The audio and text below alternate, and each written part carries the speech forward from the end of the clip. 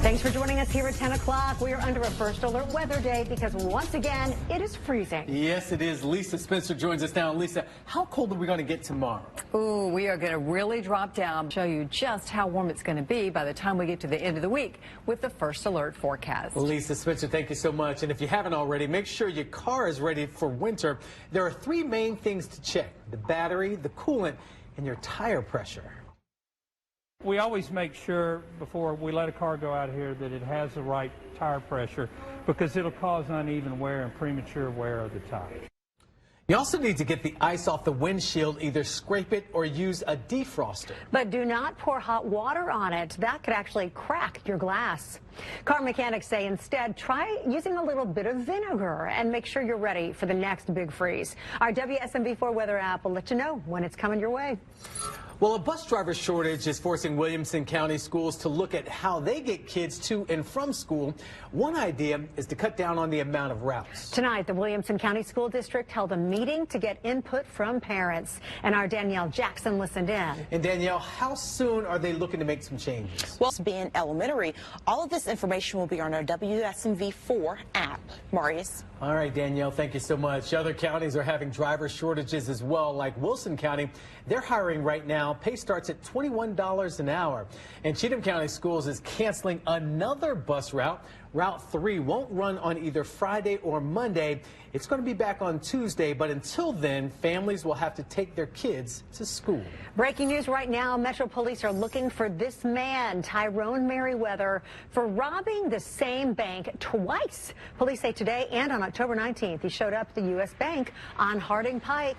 Both times, he had a knife and he demanded money.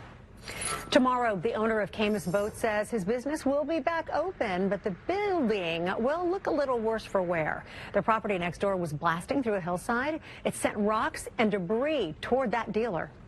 We felt the blast go off, but it knocked me out of my chair in my office, and we've never felt anything like that before. 3 Camus employees were hurt. Luckily, nothing serious, and all the damage to the building is just surface level. And check out this video from last night. Some guy walks up to this porch in Bellevue, takes all the bowls of candy, and just runs off. And apparently, candy thieves hit other houses last night, too. We all walk out to look around, and we're like, wait, the candy and all of our bowls are missing. We asked police about this. They said taking candy off a porch is not a crime, but taking that bowl could be if it's valuable. Neighbors, though, still aren't happy about it. I was actually really angry that this has happened. We go lights out for Halloween next year. I'm not going to do it. Other neighbors are thinking the same thing, or they will put candy out for a shorter amount of time. Well, this just in. See if you recognize any of these people. Murfreesboro police say they broke into a car, stole credit cards, and spent them at the Target in Smyrna. Police saw them leaving this black Hyundai. If any of this rings a bell, let police know. And we say it a lot, but car break-ins are really trending up this year. And so are car thefts, especially for Kias and Hyundais. For example, Saturday, a man in Sylvan Park says someone tried to steal his Kia. He found the ignition all torn up. Look at that. But nothing inside was stolen. It's all torn up. The windshield wiper arm is broken off. So I'm like, somebody tried to steal this car. They got everything off, but they could have got spooked away. I don't know. Well, the next night, someone stole his neighbor's car. She called police. Here's what they told her. It's usually kids that just want to joyride for a couple days and then they dump it somewhere. This year, Metro Police say Kia and Hyundai thefts specifically have gone up 400%. It's because of a TikTok trend and a flaw with certain models' ignitions. Both Hyundai and Kia are offering a free upgrade to fix that, but you have to schedule it at the dealership. Right now, Smyrna police are searching for guns, body armor, and other equipment that thieves stole from patrol cars. Police say these thieves targeted officers' homes on Sunday, which worries some folks. The criminal element is getting bold. If you can follow an officer home and breaking his cars and take his equipment. Monday, license plate readers in Mount Juliet spotted the suspect's car. Police chased them across county lines into Davidson County. That's when they got away. That was 2 days ago. Since then, no sign of that car. Smyrna police did tell us they're working with several agencies that is on this, and their policy requires officers to either lock up their guns or take them out of the car. Right now, Metro Police want to find this Infiniti SUV for a hit and run. The driver hit and killed a woman Monday morning. Police say that woman, Denise Gordon, was walking on Murfreesboro Pike. That SUV ran into her, and she died at the hospital. And take a look at this. A Scott County deputy crashed into a fire truck. The sheriff says the deputy just lost control of his car and crossed to the other side of the road. When I heard about it, my heart dropped. Anytime when you hear sirens, see the law enforcement vehicles, or first responders, I think everybody feels that. But when it's one of your own, it's just different. Thankfully, the deputy's injuries are not life-threatening. He has a broken leg. The sheriff says he's already ready to get back to work.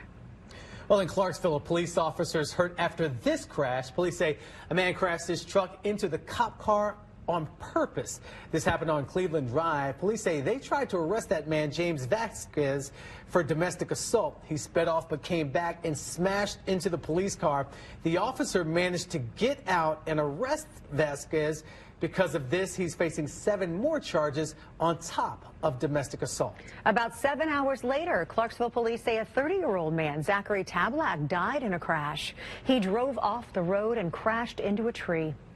Over 20 people have died from car crashes this year. The city is trying to lower that number. They just launched this online survey. You can talk about your concerns about a specific road or an intersection. Possible solutions could be lower speed limits, bike lanes, or walking bridges. We're going to use all of that across the city to make the city of Clarksville the safest place we can.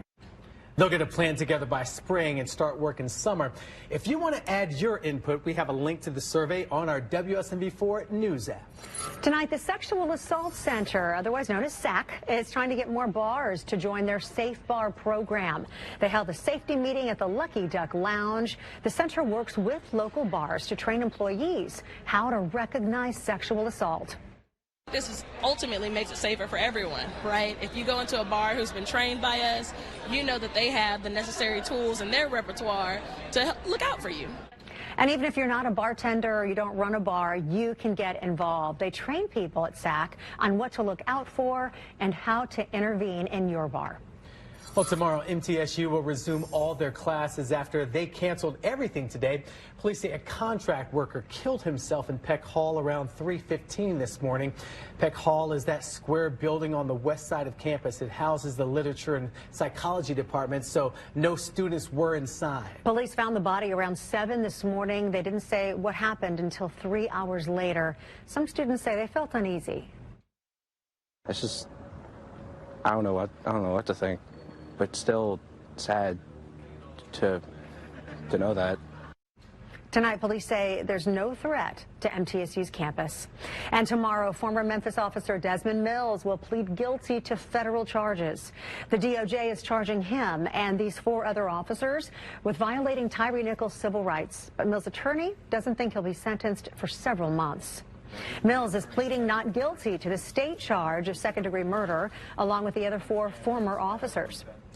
And this just in, former Nashville Mayor Megan Barry says she's looking at running for U.S. Congress. She'd run in District 7, which covers the northwest of Davidson County and other counties west. Currently, Representative Mark Green holds the seat. Barry says Green deserves to be challenged. She has not decided on running yet, but she says she will in the next few weeks. Tonight, the ACLU wants the Supreme Court to block Tennessee's ban on transgender care for minors.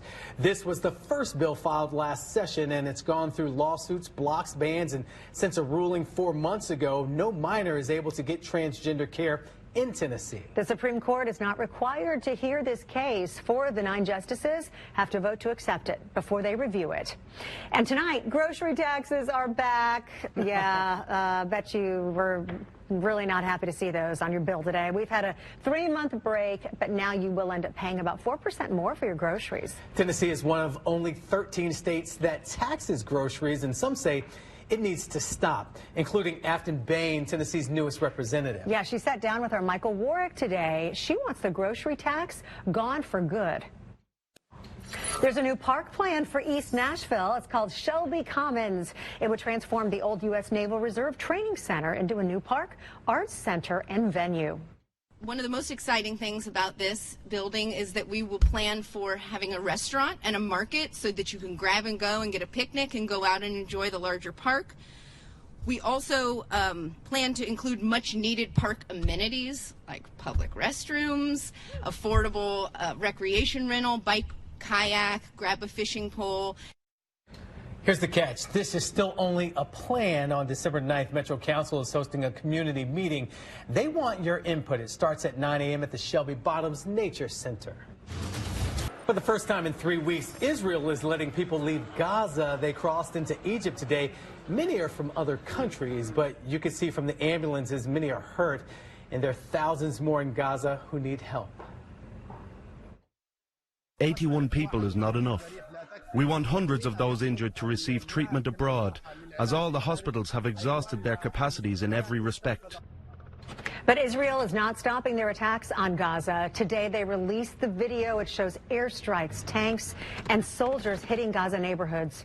Israel's military says this is necessary. When you have a terrorist, an arch-terrorist, surrounded by dozens of his henchmen that are planning to conduct more attacks, then they are a legitimate target. In the last 3 weeks, the attacks have displaced 250,000 people. In that same time, here in the U.S., the FBI says they've seen a rise in anti-Semitism. Yesterday, they arrested a Cornell student for threatening Jewish people. Some students say they're glad the FBI arrested him. I really think that it's an attempt to tear us apart. I don't want to be torn apart. I don't want to look at my fellow classmate and think that's my enemy. It's hitting closer to home, too. Folks in Knoxville found anti-Semitic flyers outside their homes this week. Deputies haven't arrested anyone, but they're asking people for more information. All right, bundle up if you are headed out tonight. We are heading back to those freezing temperatures. Yeah, Lisa Spencer's back with us, and everyone's asking, when is it going to warm back up? I know, because, we were expecting it to cool down, but, this is like right in the winter.